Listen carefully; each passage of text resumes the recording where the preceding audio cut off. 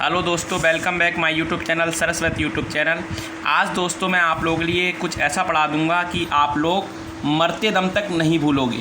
तो चलिए टॉपिक के ऊपर। टॉपिक का नाम है हमारा डायरेक्ट इनडायरेक्ट। डायरेक्ट इनडायरेक्ट जानने से पहले ये जानिए कि नरेशन क्या होता है। नरेशन हमारे दो प्रकार के होते हैं दोस्तों। एक होता है हमारा डायरेक्ट स्पीच, दूसरा होता है इनडायरेक्ट स्पीच। नरेशन का मतलब होता है कथन। कथन क्या होता है दोस्तों? किसी व्यक्ति द्वारा किसी कथन को व्यक्त करने की क्रिया नरेशन कहलाती है। नरेशन कहलाती है। नरेशन कोई भी हम बात होती है दो तरीके से व्यक्त करते हैं, एक तो डायरेक्ट स्पीच में, दूसरी इनडायरेक्ट स्पीच में। डायरेक्ट स्पीच क्या होता है? वक्ता स्पीकर द्वारा बोले गए वास्तविक शब्दों को ज्यों का त्यों इन्वर्टेड कॉमा के अंदर रखना डायरेक्ट स्पीच कहलाता है। ऐसे देखिए कि डायरेक्ट स्पीच में हम किसी अन्य व्यक्ति द्वारा कही गई बातों को उसी के शब्दों में दोहरा देते हैं, चुगली नहीं करते हैं। और इनडायरेक्ट स्पीच होता है हमारा अप्रत्यक्ष, कर्ता के शब्दों को परिवर्तित करे बिना इन्वर्टेड कॉमा में रखना इनडायरेक्ट स्पीच कहलाता है हमारा। इसका इनडायरेक्ट मतलब समझ जाइए आप, चुगली करना किसका काम होता है? औरतों का। औरतें कर देती हैं या लड़कियां कर देती हैं, चुगली कर दिया, तो इनडायरेक्ट स्पीच से क्या होता है? चुगली करने का मतलब। अर्थात मेरे कहने का मतलब ये है कि इनडायरेक्ट स्पीच में हम किसी अन्य व्यक्ति द्वारा कही गई बातों को अपने शब्दों में प्रस्तुत करते हैं। इनडायरेक्ट में क्या करते हैं?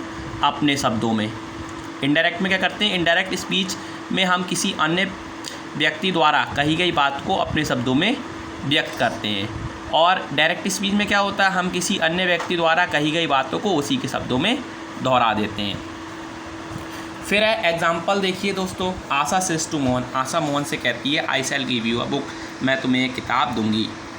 तो इस बात के लिए हम ऐसे कहेंगे, आशा ने मोहन बताती है कि वह उसे एक किताब देगी।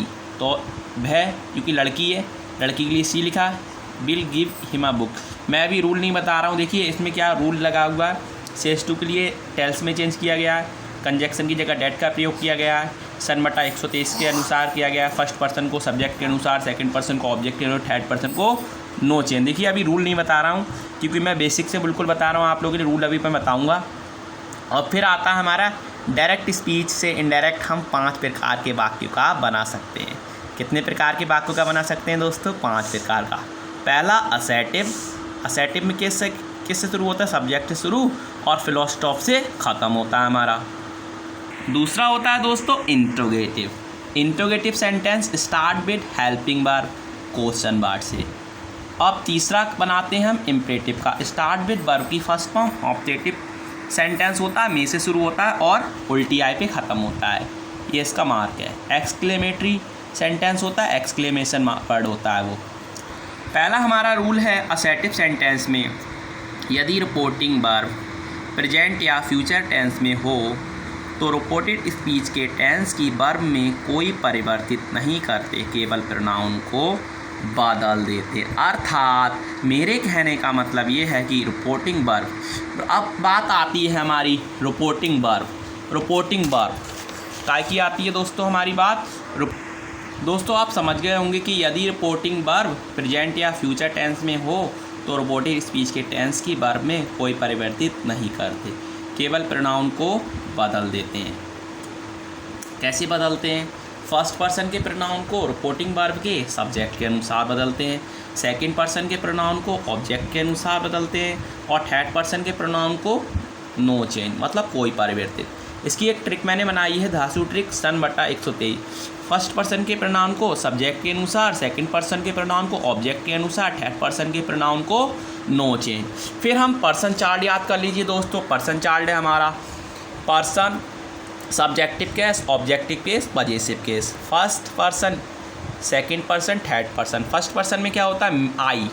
आई होता है, मी ऑब्जेक्टिव होता है इसका, माई पजेसिव होता है, बी अस आवर। एक बार बोलिए, I me my we us our, I me my we us our. Second person का दोस्तों हमारा होता है यू योर्स। थर्ड पर्सन का होता है he him his she her they them their it its name. अब इसके बाद हमारा चार्ट आता है दोस्तों। चार्ट में आता है हमारा निकटता प्रकट करने वाले शब्दों को दूरी प्रकट करने वाले शब्दों में बदल देते हैं। कैसे बदलते हैं दोस्तों? हेयर का देयर, हेयर का देयर, हेयर का देयर, दीज का दोस्त, दिस का डैट, टुडे का डैट डे, टुनाइट का डैट नाइट, नाउ का देन, दस का सो, एगो का बिफोर, हेंस का हेंस, टुमारो का द नेक्स्ट डे, यस्टरडे का द प्रीवियस डे, नेक्स्ट का द फॉलोइंग, लास्ट का द प्रीवियस। एक बार मैं पुनः रिवीजन करा देता हूँ। हेयर का देयर, दीज का दोस्त, दिस का डैट, टुडे का डैट डे, टुनाइट का डैट नाइट, नाउ का देन, दस का सो, एगो का बिफोर, हेंस का थिस, टुमारो का द नेक्स्ट डे, यस्टरडे का द प्रीवियस डे, नेक्स्ट का द फॉलोइंग, लास्ट का द प्रीवियस। दोस्तों, says to tell, said to told, this here now today come, this here now today आदि का प्रयोग यदि उस वस्तु, जगह, समय आदि के लिए हो जो स्पीकर के साथ उस समय हो जब वह बोल रहा हो तो इसमें परिवर्तित नहीं होता है। जैसे कॉमा के स्थान पर डैट लगाते हैं। एग्जाम्पल है पहला, हमने दे दिया Asha says to Mohan, I shall give you a book. देखिए दोस्तों, अब बात आती है समझने की। मैंने बताया था कि सेज टू के लिए किस में चेंज करते हैं? टेल्स में। टेल्स में कर दिया मोहन। अब कंजक्शन का प्रयोग करते हैं डैट का। अब ये कौन से पर्सन का? फर्स्ट पर्सन का। अभी मैंने पर्सन चाइल्ड में बताया था। फर्स्ट पर्सन को सब्जेक्ट यानी सब्जेक्ट हमारा क्या है? आशा है। आशा क्या? लौंडिया है। लौंडिया है, लौंडिया। तो इसके लिए क्या लिख देंगे? सी। और सी के साथ क्या आता है? Bill. Give you second person का ऑब्जेक्ट के अनुसार ऑब्जेक्ट हमारा मोहन, लौंडा है। लौंडे के लिए क्या लिखेंगे? हिम आ बुक। फिर आता है यू से I know my business. You say that you know your business. First person का सब्जेक्ट के अनुसार। अब हम बात करते हैं कुछ एक्सरसाइज की। इसकी आप अपने आप बनाओगे, उड़ा दोगे। I say to her, I will go to Delhi with you. मैंने लड़की से कहा, एक लड़की थी, say to her I will go to Delhi with you. तो I tell her that I will go to Delhi with her. Say के लिए टेल में करा हमने चेंज, किस में करा? से के लिए टेल में चेंज करा।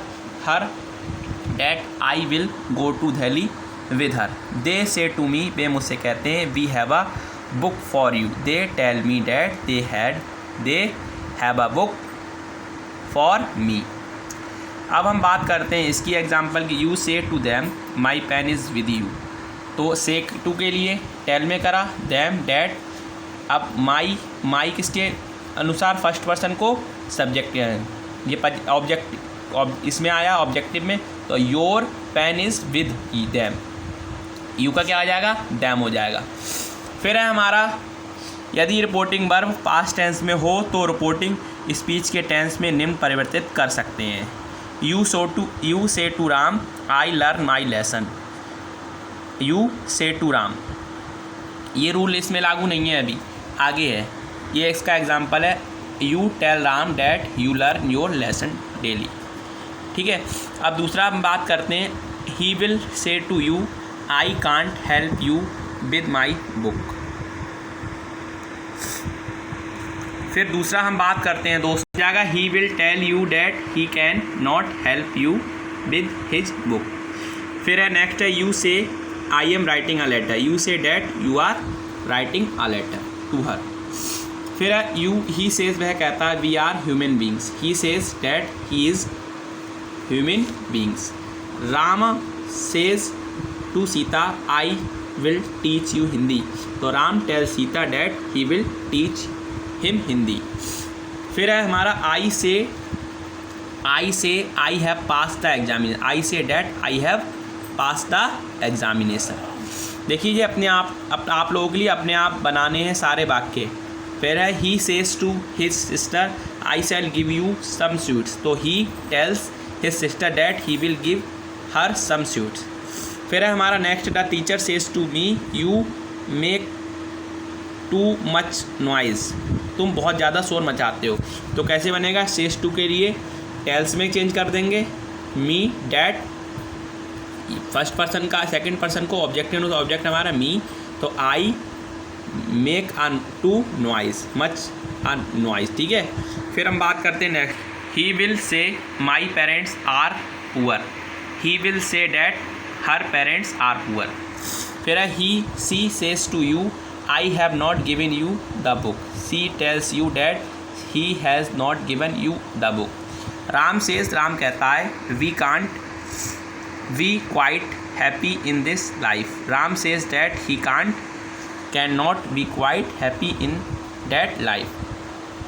फिर है हमारा ही सेज टू मी, वह मुझसे कहता है I am not sure whether I shall be able to finish the work without your help, तो he tells me that he is not sure whether he will be able to finish the work without me help. दोस्तों कैसे बनाया, ही says to के लिए tales में करा change हमने, मी that he will, he is not sure whether, तो ही आई first person का फर्स्ट पर्सन को सब्जेक्ट के अनुसार, सब्जेक्ट हमारा ही, तो ही लिख दिया, इज़ नॉट श्योर वेदर, तो he will be able to finish the work without me help. अब मैं आप लोगों के लिए नेक्स्ट वीडियो में और सारे रूल कराऊंगा जितने बच्चे हैं। दोस्तों आप लोग बोर हो जाओगे, इस वजह से मैंने ज़्यादा रूल एक वीडियो में नहीं बताए। और अगर आपके लिए कोई भी समस्या आती है डायरेक्ट इनडायरेक्ट से रिलेटिव, तो आप कमेंट ज़रूर कर सकते हैं, पूछ भी सकते हैं, और मेरा नंबर भी पड़ा हुआ है इसमें, बाकी कोई दिक्कत नहीं है। Thanks all of you.